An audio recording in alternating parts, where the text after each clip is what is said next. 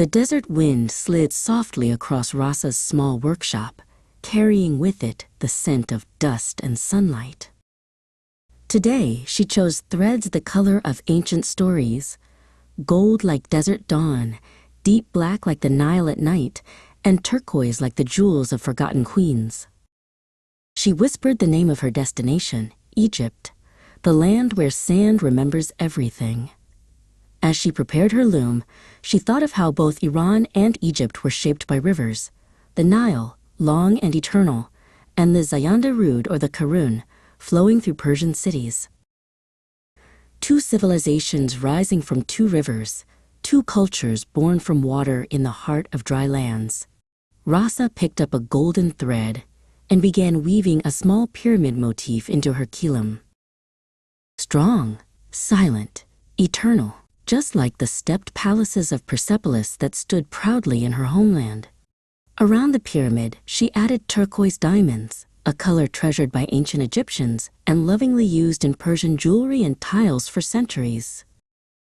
Her shuttle tapped rhythmically against the loom, like the beating drums of an Egyptian festival or the echoes of Persian daf music under a village sky.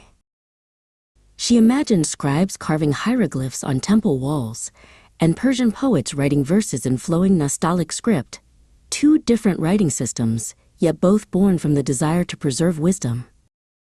RASA's mind drifted to stories of gods and goddesses, Horus watching over the skies, Anahita guarding the waters of Iran. Both cultures weaving mythology into everyday life, turning nature into symbols of hope. With every strand, the kilim became a bridge, a quiet conversation between two ancient souls across the desert sands. When she placed the final knot, she touched the pyramid-shaped motif gently. "Empires rise and fall," she whispered, "but stories live longer than stone." She carefully cut the finished kilim from the loom, the tension of the threads releasing with a soft, final sigh. She rolled the masterpiece, its colors now resting side by side, no longer threads but a single memory of the future. She stood at the threshold of her workshop, the late afternoon light painting the desert gold. The journey was more than just a trip. It was a pilgrimage of the heart.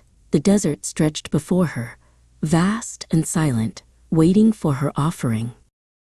She held the woven bridge close and stepped out into the ancient air. History may fade from memory, but the art we create keeps our ancestors awake, she thought, knowing that the journey of her heart was the only map she needed.